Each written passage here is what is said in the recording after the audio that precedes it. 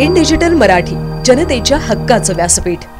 Ulhasnagar camp number 3 Punjabi colony येथे दुपारच्या सुमारास अजित घोरपडे हा आपल्या मित्राला भेटून घरी जात होता. त्यावेळी अजय सिंग लबाना उर्फ अंडा याने अजित जवळ बोलवले आणि शिवीगाळ करत डाव्या हातावर चाकूने वार केला. यात अजित हा गंभीर जखमी झाला आहे. मिळालेल्या माहितीनुसार अजित घोरपडेचा लहान भाऊ प्रेम घोरपडे याचं अजय सिंग लबाना यांच्या बहिणीसोबत प्रेम संबंध आहे असा संशय अजयला होता. याचा राग मनात धरून काल रात्री अजितच्या घरी येऊन शिवीगाळ करून गेला.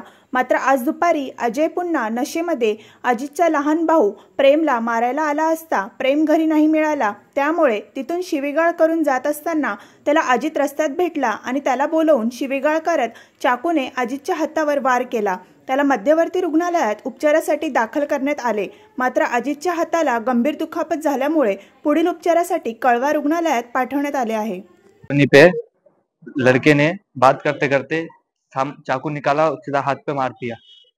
ये पहले घर पे आया, घर पे नहीं मिला तो घर पे उसने तोड़फोड़ किया, तो पंजाबी कॉलोनी पे आया, उधर मिला, बोलता है इधर आ बात करनी है, और जैसे चाकू निकाला, गोली नशे में था बहुत, चाकू हाथ पे मार दिया।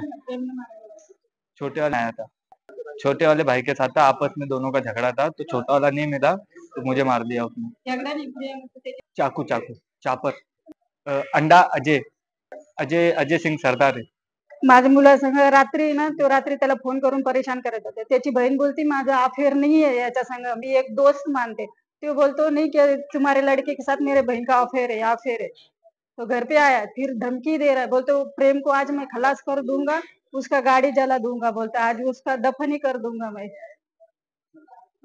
आणि उसकी बहन बोल रही है कि मेरा है ही नहीं कुछ, मैं उसको दोस्त मानती है, और वो दूसरे लड़के ने उसको भड़काया और वो मेरे घर पे आके चाकू दिखा रहा है.